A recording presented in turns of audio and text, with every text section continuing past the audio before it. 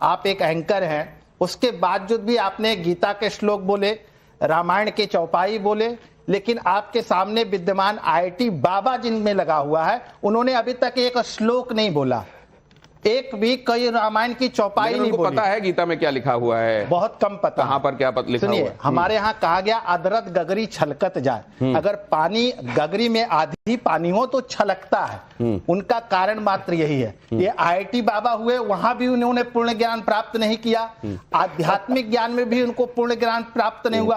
क्यों? क्योंकि गुरु का सानिध्य नहीं मिला। कह रहे हैं इनको भी मारेंगे, गुरु का सानिध्य नहीं मिला। वेद में खुद देने वाला वो वेद सिखाएंगे। हमारे यहाँ कहा गया अभिवादन शीलस्य नित्यम वृद्धोपसे विना चत्वारि तस्य वर्धन्ते आयुर्विद्या यशो। किसने लिखा है? वेद किसने लिखे हैं? वेद किसने लिखा है? श्लोक आप जो बोल रहे हो किसने लिखे? 4 वेद है ना, एक श्लोक सुना दीजिए मुझे। नहीं, भगवान ने लिखे, किसने लिखे? सुनिए, सबका वेदों का वेदव्यास जी ने लिखा, यजुर्वेद का याज्ञवल्क्य ऋषि ने लिखा, और यजुर्वेद का प्रथम श्लोक सुना दीजिए, मैं आपको जो कहिएगा सो। या चारों वेद में ऋग्वेद, सामवेद, यजुर्वेद। कोई नहीं सुनाऊंगा, मैंने पहले डिक्लेरेशन कर रखा है। आप बाबा हैं, 5वां वेद लिख रहा हूं, आपको आध्यात्मिक 5वां वेद मैं सुनाता हूं। 5वां वेद आप बताइए, हमने चारों वेदों को पढ़ा, मैं यहाँ खड़ा हूं और आपने कोई अध्ययन नहीं किया, शास्त्रों का ज्ञान नहीं है, वेदों का ज्ञान नहीं है, एक श्लोक नहीं जानते। आपकी बात को मैं उस तरीके से ले जाता हूं ताकि उसका जवाब मिल सके, ईगो पे बात ना लगे। मैं आपसे ये जानना चाहता हूं, ये इनका कहने का मतलब ये है कि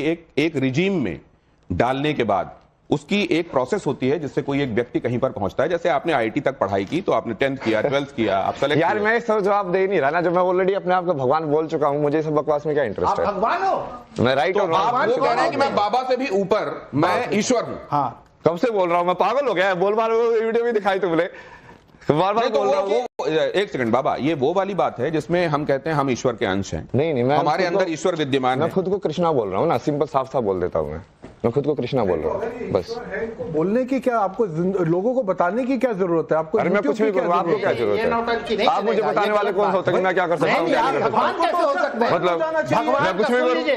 भगवान किसे कहते हैं? भा से भूमि, एक बात से गगन, वा से वायु, ना से नील और आ से अग्नि, पंच तत्व को हम लोग भगवान आपकी आराम से बात कर रहा था ना मैं, देखो कैसे चिल्ला गए। मतलब मैं अंदर कुछ है, मैं इनके अंदर कुछ है, मतलब ये कह रहे हैं कि आप मेरे से आराम से अपनी बात पूछिए। मैं एक बात आपकी ले जाना चाहता हूं। हाँ बाबा, इस तरह के उन्होंने कहा कि मैं अब इस तरह में बांसुरी बजाने लगूंगा। हाँ। लेकिन एक बात मैं ये जानना चाहता हूं, आपने ये कहा कि अपने आप को बताने की आवश्यकता क्या है? अपने आप को बताने की आवश्यकता क्या उस समय जब भगवान राम हुए या जब भगवान कृष्ण हुए, उस समय आवश्यकता पड़ी थी या नहीं पड़ी थी? अब जरा इसको यहाँ ममता का लीजिए, आप तब से कुछ चीजें देख रही हैं और आप नोट डाउन भी कर रही हैं। क्या महत्वपूर्ण ऑब्जर्वेशन है अभी तक आपके? इनको वेद मूर्ति से आज वो कर देते हैं ना पूरा। मैंने जल्दी से यहीं पर अभी आईआईटी बाबा जी के लिए 2 लाइन्स लिखी हैं, तो वो मैं पहले पढ़ना चाहती हूँ।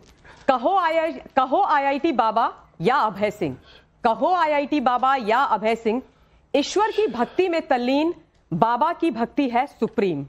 तार्किक बातें, सनातन का सम्मान, ईश्वर का अंश, ज्ञान का भंडार, त्याग की प्रतिमूर्ति।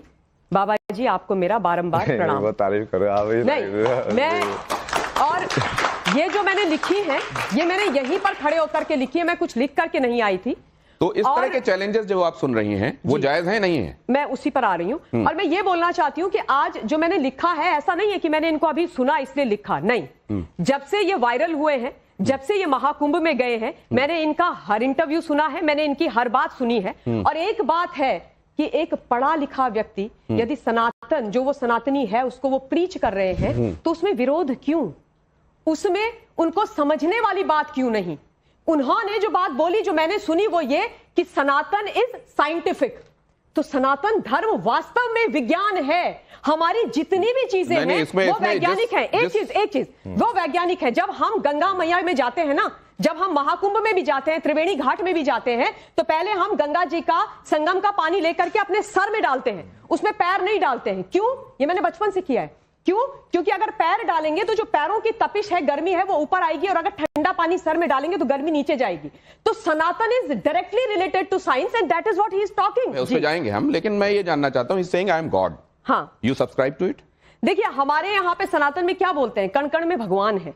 हाँ। तो कण कण में भगवान है जब हम मान रहे हैं, और हम ये भी कहते हैं कि ईश्वर का जो हमारे अंदर जो आत्मा है, आत्मा अजर अमर है, ठीक है ना? ये आपने महत्वपूर्ण बात कही है, लेकिन कण कण में उन्होंने उनसे मैंने ये सवाल पूछा कि जैसे हमारे अंदर ईश्वर विद्यमान है, क्या आप वैसे ही कह रहे हैं कि मेरे अंदर भी ईश्वर विद्यमान है? उन्होंने कहा नहीं, मैं कृष्णा हूं।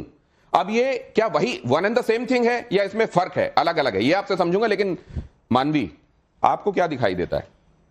देखिए, मेरे को तो जो अभी तक मैंने सुना ये दिखाई देता है कि एक व्यक्ति जिसका अच्छा करियर चल रहा था, वो अच्छा सेटल थे, अच्छा कमा रहे थे, कहीं ना कहीं अगर वो हर चीज को त्याग करके सनातन को जानना चाहते हैं, सनातन में रुचि रखते हैं, तो कई लोगों के पेट में दर्द क्यों हो रहा है, क्यों आपत्ति है? क्या बाबा से कई लोग जल रहे हैं? क्या अगर वो ज्ञानी, उनका कसूर क्या है? उनका कसूर क्या है? वो एक बाबा है, क्या वो पढ़े लिखे हैं, ये उनका कसूर है? क्या वो कसूर है कि वो थोड़ा ज्ञान, उनको थोड़े ज्ञान है ज्यादा, वो अगर वो ज्ञान देना चाहते हैं, ये उनका कसूर है? क्या वो फेमस हो गए रातों रात, लोग उनको पसंद करते हैं, जैसे अगर उनकी कोई भी वीडियो आप देख लें, अगर वो डांस कर रहे हैं तो लोग उनको पसंद कर रहे हैं, क्या ये उनका कसूर है? अगर कोई प्रवचन दे रहे हैं, लोग उस चीज को भी देखना चाह रहे हैं, क्या ये उनका कसूर है? क्या ये उनका कसूर है कि रातों रात उनको टीआरपी मिल गई, और जो साधु संत बैठे थे महाकुंभ में उन लोगों को टीआरपी नहीं मिली? तो कहीं ना कहीं ये इनकी कसूर क्या है? जलन की भावना दिख रही है, हाथ में जो है जलन की भावना इनके मन से दिख रही है। क्या ये जलन की भावना है या उन लोगों का जायज सवाल है जिन्होंने शास्त्र के तरीके से, शास्त्र के नेत्रों से ईश्वर के बारे में जाना है? लेकिन पहले कपिल सर आपके पास आ रहा हूं। ये साइंस की निगाह में आपने जो किताबें पढ़ी हैं, आपकी किताबों की रोशनी में ये क्या है? मैं आपको उसके साथ एक और चीज कह दूं, मैंने एक किताब कोई 20 साल पहले भगवत गीता पे भी लिखी थी, तो वो भी मैंने लिखी है, तो मैंने उस हिसाब से भी पढ़ा हुआ है। बट अगर ये कहते हैं मैं सुप्रीम हूं, जैसे आपने उनसे सवाल पूछा, तो मैं इसी क्षण अपनी डिग्री फाड़ने को तैयार हूं, मैं अपनी एजुकेशन छोड़ने को तैयार हूं, और मैं आप जो बोलोगे इनका तो ये कह रहे मैं चक्र चला दूंगा, वो चला दूंगा, मैं कह रहा हूं वो जो चक्र चलाएंगे वो इन्हीं के ऊपर मैं डाल दूंगा। तो कहने का मेरा मतलब है इनके पास कुछ नहीं है, ये पावर नहीं है, कुछ नहीं है, ये सब इनकी मन धड़क कहानी है। अब आप सुनिए, when he came here he said मैं आज कृष्ण के रूप में आया हूं। कि मन क्या होता है? ठीक है, आज मैं कृष्ण के रूप में आया हूं। मन घड़न से पहले मन समझ में आना चाहिए ना। सुनिए बाबा जी, सुनिए 1-1.5 मिनट उनको बोलने दीजिए, उनको समझते हैं कि वो क्या कह रहे हैं। फिर इन्होंने कहा मैं सेंटर पॉइंट हूं। सेंटर पॉइंट का मतलब है कि मैं बैलेंस करता हूं। सुनिए ना, फिर आपने अब देखिए आप बोलने नहीं दे रहे बाबा जी। नहीं, आप रुकिए ना, मैं शो ना मैं चला भी जाऊं, मुझे फर्क नहीं पड़ता। आप बोले थे ना आप ये गुस्से रहते हैं, मैं कुछ नहीं होता ना, मैं तोड़ फोड़ के यहाँ से चला जाऊं, मेरे को फर्क नहीं पड़ता।